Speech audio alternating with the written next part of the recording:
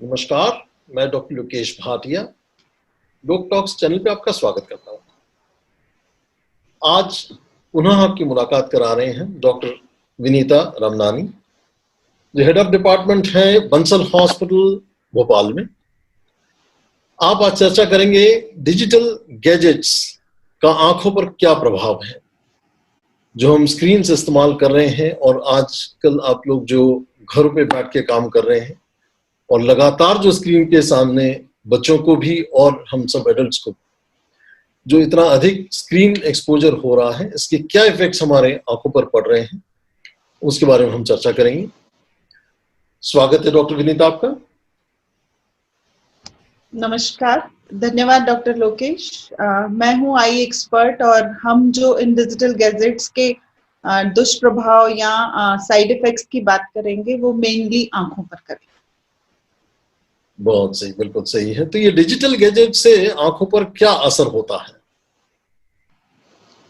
बिल्कुल डॉक्टर लोकेश भाटिया, ये बात मैं कुछ स्लाइड्स के जरिए बताना चाहूंगी, जिससे कि हमारे दर्शकों को ये ऑडियो विजुअल से फायदा हो जाए और वो समझ सकें कि हम एग्जैक्टली हमारे व्यूअर्स को क्या बताना चाहते हैं। तो हम शुरू करते हैं कि डिजिटल गैजेट्स से वैसे तो बहुत सारे इफेक्ट्स होते हैं हमारी बॉडी पे, वो हमारी फिजिकल हेल्थ पे भी होते हैं, पर जो सबसे ज्यादा इम्पोर्टेंट है वो है आंखों के ऊपर, क्योंकि तो ऐसे में जो आंखों पे जो प्रॉब्लम होती है उसको हम लोग बोलते हैं डिजिटल स्ट्रेन, जिसको मैं अभी डिटेल में बताने वाली हूँ। दूसरा जो प्रॉब्लम मेनली होता है वो होता है आंखों में रूखापन, और तीसरा जो है चश्मे का नंबर लगना या तेजी से पड़ना। तो एक जिसको हम कॉमन भाषा में बोलते हैं कि कंप्यूटर विजन सिंड्रोम है या डिजिटल आई स्ट्रेन हो रहा है, वो एक्चुअली जो ये डिजिटल गैजेट्स हैं उनसे जो हाई एनर्जी इनविजिबल लाइट्स निकलती है या जो रेडिएशंस निकलते हैं उस स्क्रीन को लगातार देखने की वजह से, उससे आंखों में जो प्रभाव पड़ता है उसको इन जनरल हम नाम देते हैं डिजिटल आई स्ट्रेन, यानी आंखों की इनडायरेक्टली कह लें कि थकान। और ये अक्सर डॉक्टर लोकेश देखा गया है कि जो लोग 3 घंटे से ज्यादा लगातार कंप्यूटर स्क्रीन पे काम करते हैं उनमें लगभग 90% लोगों में ये कंप्यूटर विजन सिंड्रोम होने का खतरा है। जो दूसरा प्रॉब्लम है वो है रूखापन, जिसकी वजह से पेशेंट को आंखों में दर्द होता है, चुभन होता है, भारीपन होता है और बहुत अनइजीनेस, एक अजीब सी पीड़ा महसूस करता है मरीज अपनी आंखों में शाम तक आते आते।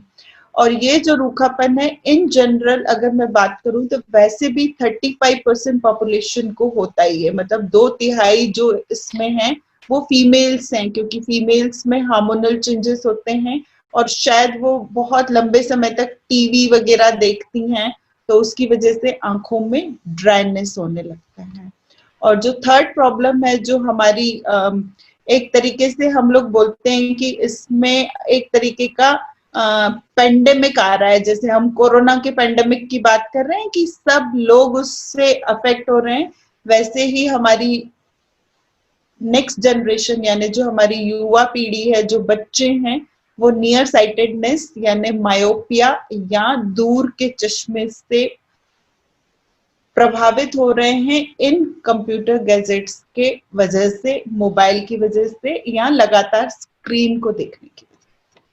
जी, ये टीवी, मोबाइल, कंप्यूटर्स, इनमें से कौन सा सबसे ज्यादा नुकसान देता है?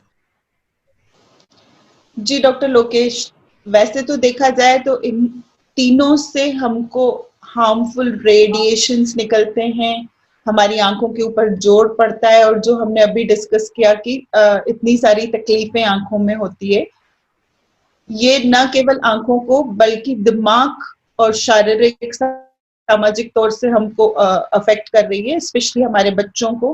तो इसलिए कहीं ना कहीं हमारी आंखों के अलावा हमको कुछ डिप्रेशन, चिड़चिड़ापन, नींद की कमी और बहुत सारी ऐसी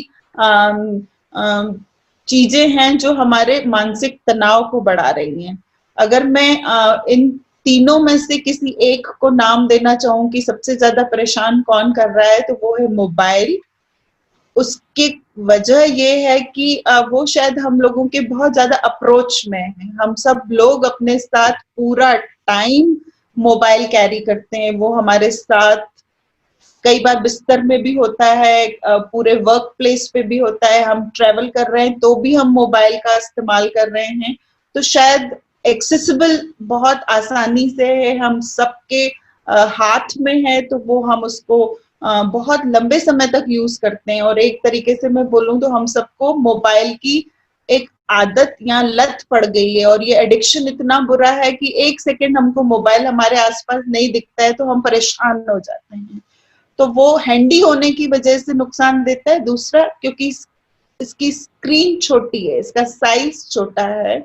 अगर हम कंप्यूटर और टीवी से कंपेयर करें तो छोटे स्क्रीन पे हमको आंखों में जोर ज्यादा पड़ेगा। और जो थर्ड एस्पेक्ट है कि इसको हम बहुत नजदीक अपने आंखों के लाते हैं। अगर हम मोबाइल की बात करें तो कई बार तो हम बिल्कुल आंखों के इतने नजदीक ले आते हैं कि शायद 5-10 इंच का भी अंतर नहीं रहता है। तो ऐसे में वो किरणें जो निकल रही है वो ज्यादा नुकसान देती है। उसके बाद नंबर आता है कंप्यूटर का, क्योंकि उसकी साइज थोड़ी सी बड़ी है और एटलीस्ट हम उसको 18-24 फीट के डिस्टेंस पे देखते हैं। और टीवी सेफ है क्योंकि वो और ज्यादा दूर है, तो उसके रेडिएशंस उतने हार्मफुल नहीं है। प्लस उसकी स्क्रीन बड़ी है। स्पेशली ये जो मोबाइल है ये हमारे बच्चों के लिए बहुत खतरनाक है। राइट।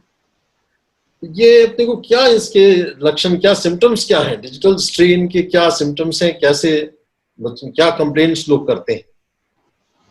बिल्कुल डॉक्टर लोकेश, कई बार मरीजों को पता ही नहीं चल रहा है कि उनको जो आंखों में तकलीफ हो रही है वो कहीं ना कहीं इन डिजिटल गैजेट से जुड़ी हुई है। उन्हें लगता है कि कुछ और बीमारी है या कुछ और प्रॉब्लम है जिसकी वजह से उनको ये सब सिम्टम्स हो रहे हैं। कई बार तो जो सिम्टम्स होते हैं वो शारीरिक होते हैं, जैसे कि सर दर्द होना, चक्कर आना, उल्टी आना, घबराहट होना।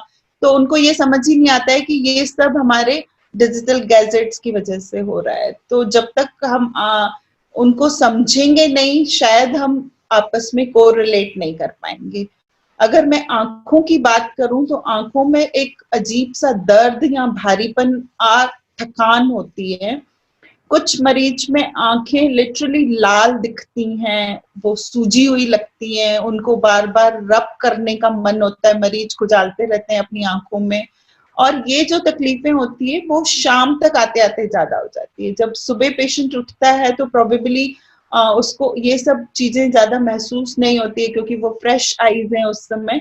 पर जब लगातार हम इन स्क्रीन्स को बिना पलक झपकाए, बिना ब्रेक लिए देख रहे हैं, तो शाम तक आते आते ये तकलीफें और ज्यादा मुश्किलें बढ़ा देती हैं। कई मरीजों को सुबह आंख खोलने में प्रॉब्लम होती है, तो उनकी लाइट सेंसिटिविटी इतनी ज्यादा होती है कि उनको आंखें खोलने में परेशानी होती है। और न केवल आंखों में बल्कि गर्दन में, शोल्डर में और बैक में भी पेन होता है। आपके पास भी इस टाइप के पेशेंट्स आते होंगे जिनको उनके पोस्चर की वजह से, उनकी सिटिंग कंप्यूटर पे या टीवी पे या मोबाइल पे बहुत लंबे समय बहुत अलग पोस्चर में बैठने की वजह से प्रॉब्लम हो सकती है। जैसा कि मैंने बताया कि कुछ लोगों को सर घूमना, चक्कर आना, आंखों के आगे अंधेरा छा जाना, इस तरीके की कुछ तकलीफें होती है जो शायद रियलाइज ही नहीं करते हैं कि ये कुछ हमारे डिजिटल गैजेट्स की वजह से हो रही है। तो ये डिजिटल स्ट्रेन ना हो, इसके लिए मोबाइल के इस्तेमाल में क्या सावधानियां बरतनी चाहिए? बिल्कुल, जैसा कि डॉक्टर लोकेश हमने अभी डिस्कस किया कि मोबाइल ज्यादा डेंजरस है, तो हमें सबसे ज्यादा इम्पोर्टेंट ये है कि मोबाइल का उपयोग ही कम कर दें। जितना जरूरी है, जितना कंपल्सरी है, उतना ही मोबाइल को देखें। हम कहीं अपने आप को मोबाइल से डिटेच करने की कोशिश करें, हम उससे दूर रखें।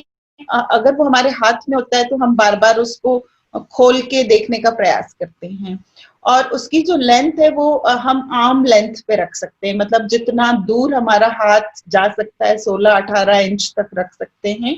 बच्चों को हम बिल्कुल मोबाइल से दूर रखें और अंधेरे में तो फोन इस्तेमाल ना करें। अक्सर ऐसा देखा गया है कि रात के टाइम में हम रूम लाइट्स बंद करके अंधेरे में बहुत ब्राइट इल्यूमिनेशन पे मोबाइल पे कुछ वेब सीरीज देख रहे हैं या कुछ नेट सर्फिंग कर रहे हैं और हम घंटों तक कर रहे हैं और हमें पता ही नहीं चल रहा है, देर रात तक हम लगे हुए हैं अंधेरे कमरे में। तो वो एक तरीके की डेंजरस चीज है, क्योंकि उसमें जो ब्लू लाइट्स हैं, इनविजिबल लाइट्स हैं, वो हमको हानिकारक। Right right. तो क्या ये छोटे बच्चों के लिए मोबाइल का उपयोग सही है? उन्हें इसके क्या नुकसान हो रहे हैं? बच्चों को तो मोबाइल बिल्कुल देना ही नहीं चाहिए, क्योंकि बच्चों की आंखें अभी डेवलप हो रही हैं, वो अभी डेवलपमेंट स्टेज में हैं। उनको इतनी हाई रेडिएशन वाली चीजें देना खतरनाक हो सकता है। एक तरीके से ये एडिक्शन जो है वो गन देने जैसा है, कि हम बच्चे को एक गन पकड़ा रहे हैं। या फिर मैं उसको कंपेयर करूं तो ये जो एडिक्शन है ये हमारे ड्रग एडिक्शन से भी ज्यादा है, कि हम अपने युवा पीढ़ी को बोलते हैं कि ड्रग एडिक्ट नहीं होना है, ड्रग्स से दूर रहना है। तो ये एक तरीके का जो डिजिटल एडिक्शन है आजकल, उसके लिए भी डिजिटल डिटॉक्स सेंटर खुल गए हैं। मतलब पहले तो ये होता था कि हम शराब और टोबैको और बाकी सब चीजों को हानिकारक मानते थे, पर मोबाइल भी उस लिस्ट में आ गया है और वो बड़ा मुश्किल हो रहा है बच्चों से मोबाइल छुड़वाना। मेरी ओपीडी में इतने पेशेंट्स आते हैं कि मैडम ये आप समझाइए ना, इस बच्चे को ये मोबाइल छोड़ता ही नहीं है, दिन भर मोबाइल में लगा रहता है।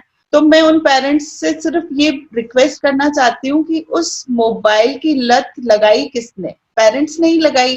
कई बार ऐसा होता है कि बच्चों को खाना खिलाने के चक्कर में पेरेंट्स मोबाइल दे देते हैं।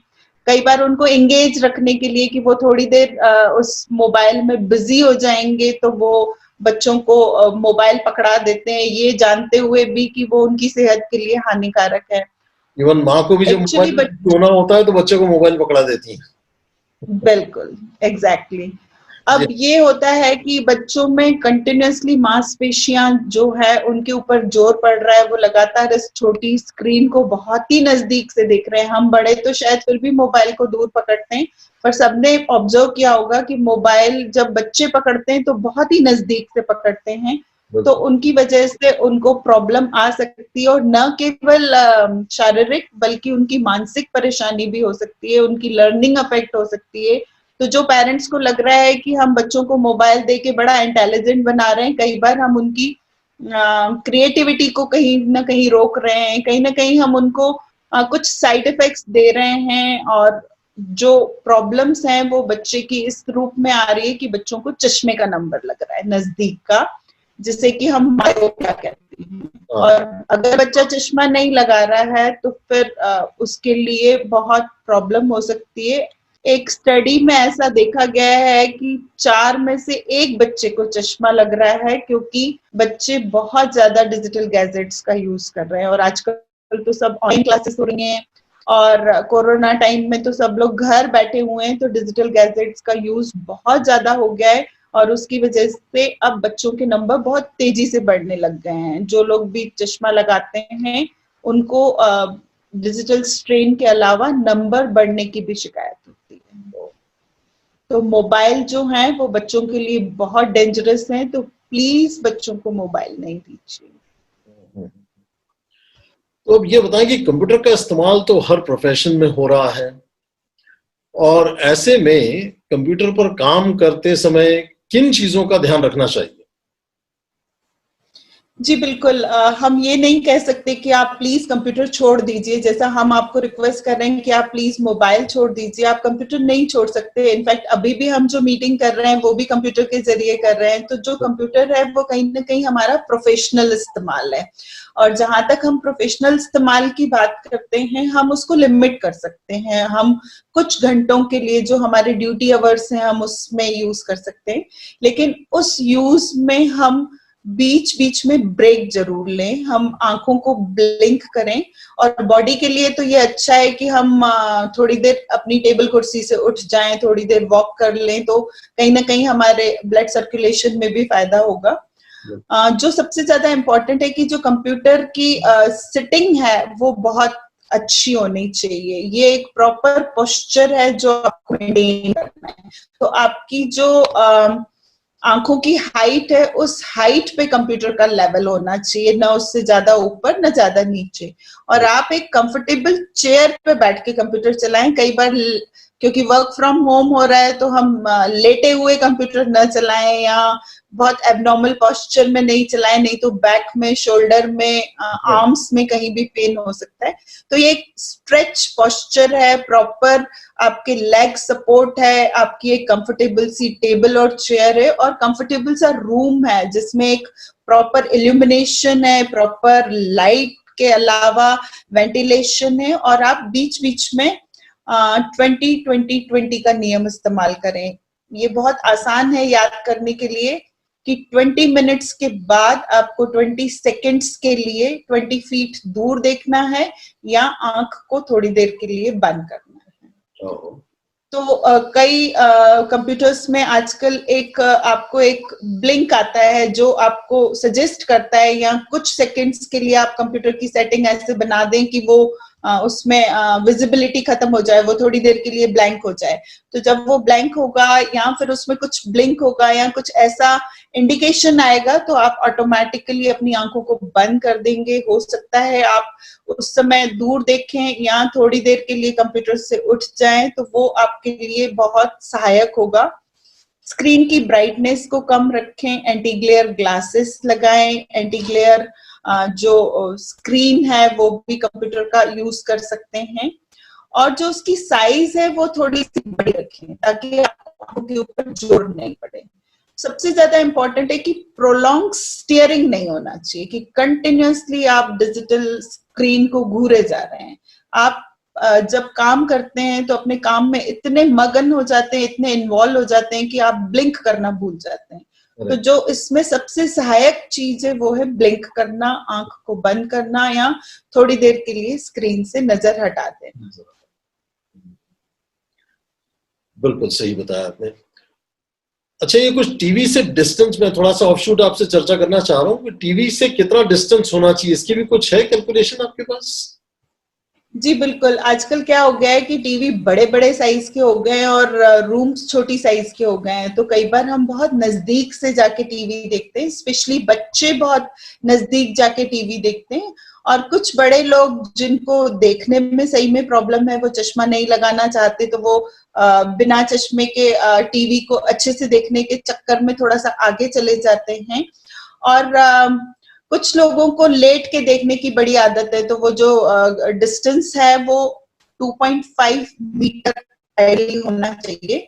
उससे कम साइज में अगर रूम है तो आपको कुछ ऐसे एंगल पे देखना चाहिए ताकि आपको ज्यादा डिफिकल्टी नहीं हो देखने में और आपकी गर्दन पे और आपकी आंखों के ऊपर जोर नहीं पड़े।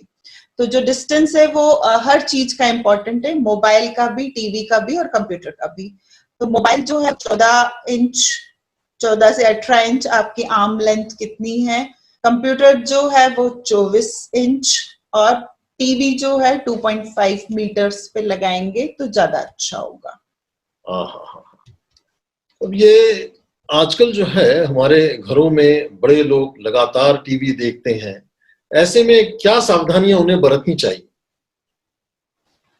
सबसे ज्यादा इम्पोर्टेंट ये है डॉक्टर लोकेश की बड़ों को अनुशासन जरूरी है। अगर बड़े ही अनुशासन में नहीं रहेंगे, वो ही अगर एक्सेसिव यूज करेंगे डिजिटल गैजेट्स का, तो फिर वो बच्चे भी वैसा ही करेंगे। अगर बड़े टीवी देखने में मशगूल हैं तो छोटे अपने मोबाइल और कंप्यूटर में बिजी रहेंगे, क्योंकि आजकल इतनी सारी वेब सीरीज और इतनी सारी इंटरनेट पे चीजें अवेलेबल है, तो बच्चे मोबाइल कंप्यूटर लेके बैठे रहते हैं और माता पिता को कई बार ये ध्यान ही नहीं रहता है कि वो कितने घंटों तक टीवी, मोबाइल, कंप्यूटर को देख रहे हैं।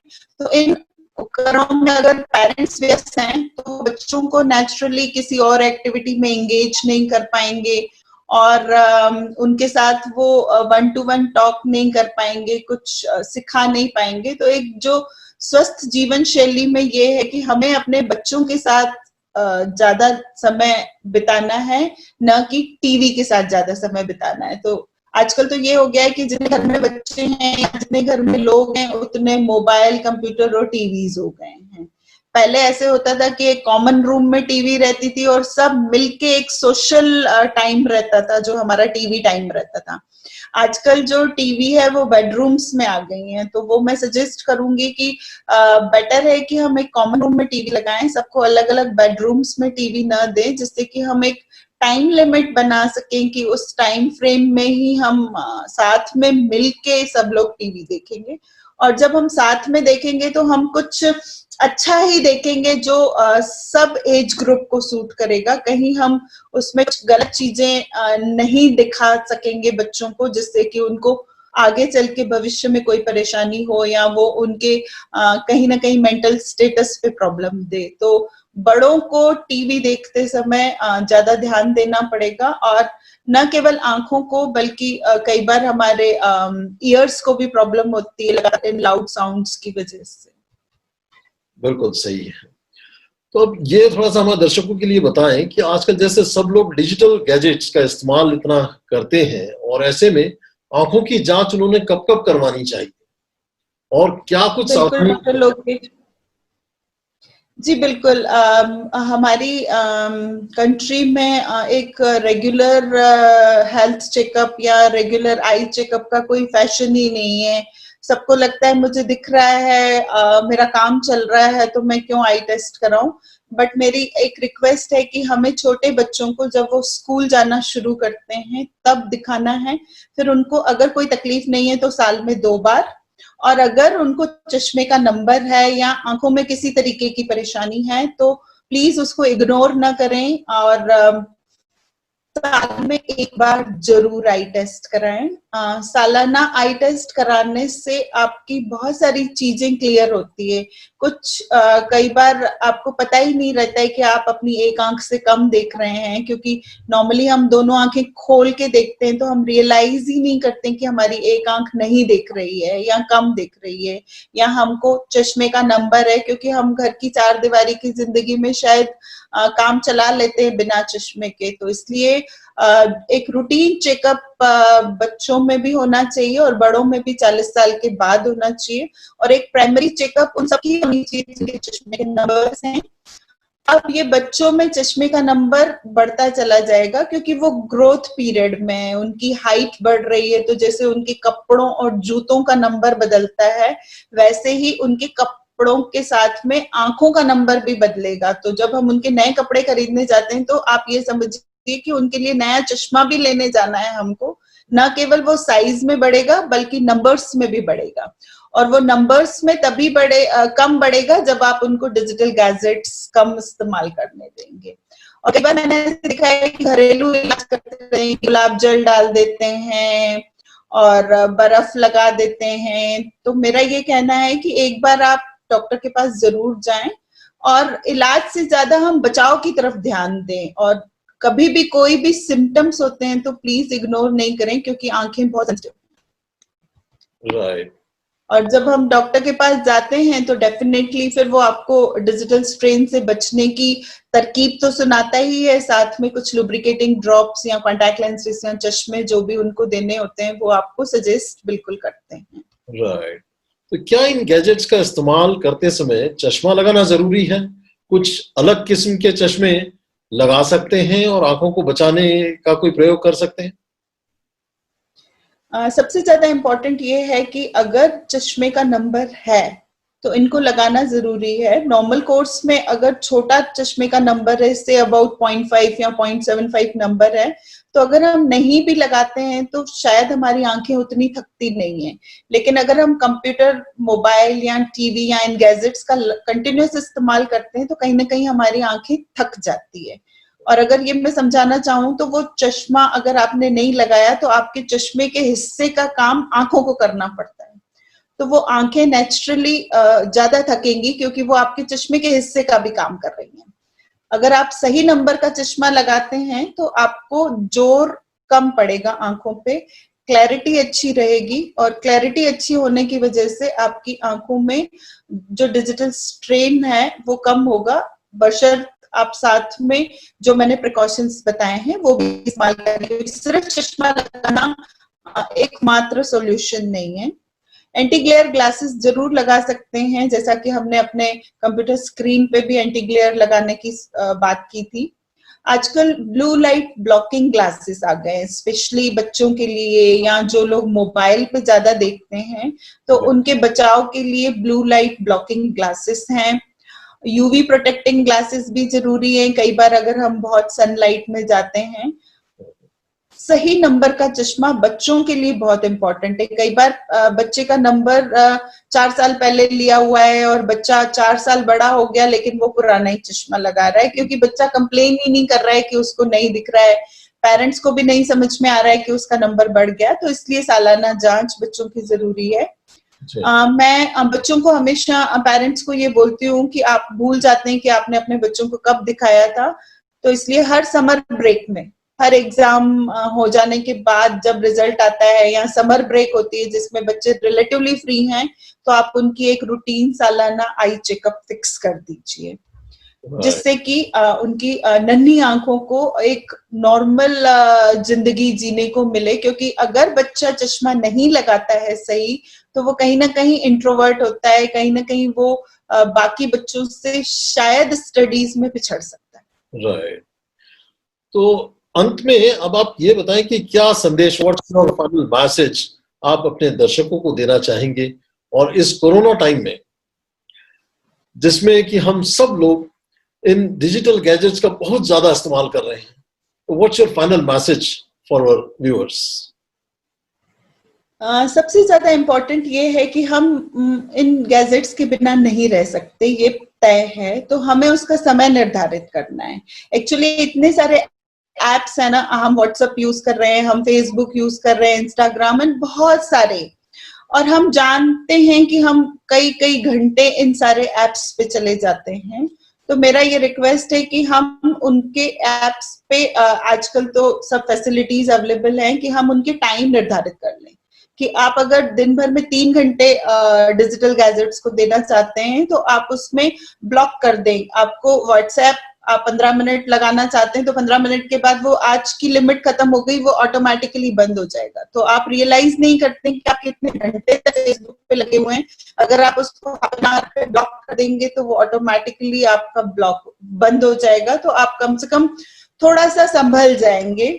और इन गैजेट्स को लेट के बंद कमरे में बिना रोशनी के बिल्कुल ना देखें। बीच बीच में आप उठ जाएं, क्योंकि आजकल ऐसा कहा जाता है कि सिटिंग इज अनदर स्मोकिंग। मतलब आप जितने घंटे इन डिजिटल गैजेट्स के साथ में बैठे हुए हैं वो स्मोकिंग जितने डेंजरस हो गए। मैं अपने दर्शकों और को बच्चों को पर कि मैंने इस पे एक वीडियो अपने चैनल पर डाल रखा है, आप निश्चित रूप से उसको देख सकते हैं, और इसके डिस्क्रिप्शन में इस वीडियो के मैं उसकी भी लिंक जरूर डालूंगा। Sitting is equivalent to smoking, इसके बारे में मैंने चर्चाएं पहले कर चुका हूं। जारी रखिए डॉक्टर विनीता। जी बिल्कुल। और आप हमेशा से ही दर्शकों के लिए कुछ ना कुछ पॉजिटिव मैसेज देना चाहते हैं, कुछ ना कुछ उनको एक अच्छा ही बताना चाहते हैं। तो जो हमारे बच्चे हैं ना, उनकी हमको सर्च हिस्ट्री बिल्कुल देखना चाहिए। कई बार बच्चे कुछ गलत ऑनलाइन गतिविधियों में इन्वॉल्व हो जाते हैं, तो पेरेंट्स के लिए एक मैसेज है कि उनके साथ आप क्वालिटी टाइम बिताएं और उनकी गतिविधियों पे बिल्कुल नजर डालें। आंखों का व्यायाम जरूरी है। हम एक पेन ले सकते हैं और पेन को धीरे धीरे अपनी आंखों के नजदीक लाएंगे और 10 तक गिनती गिनेंगे। ऐसा हम सुबह 10 बार और शाम को 10 बार कर सकते हैं। हम आंखों की थोड़ी सी सिकाई कर सकते हैं। हथेलियों के घर्षण से जो हीट होगी वो हमारी आंखों को बहुत सुकून देगी। और हमको एक स्वस्थ जीवन शैली जीनी है जिसमें व्यायाम, खूब पानी पीना जो आप हमेशा से ही बोलते हैं, और फिर प्रॉपर आपका रेस्ट बहुत जरूरी है। एक सात्विक भोजन के साथ पर्याप्त नींद हो तो आप इन डिजिटल गैजेट्स का उपयोग करते हुए अपनी एक अच्छी जीवन शैली के साथ में, स्वस्थ आंखों के साथ में लंबा जीवन जी सकते हैं। धन्यवाद डॉक्टर लोकेश। बहुत बहुत धन्यवाद। बहुत खूबसूरती से और बहुत शानदार बातें आपने बताई हैं। मुझे लगता है ये बहुत उपयोगी जानकारी आज आपने बताई है। बहुत बहुत धन्यवाद doctor Vinita. Thanks a lot. Thank you very much. नमस्ते। धन्यवाद।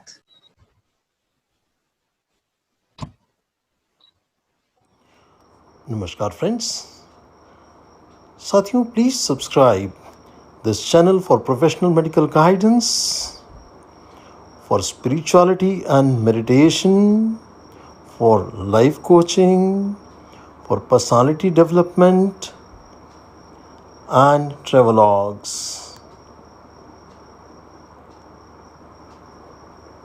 Thank you very much for being a part of my online YouTube family. Thank you very much. So nice of you. Thank you. Thanks for giving your time.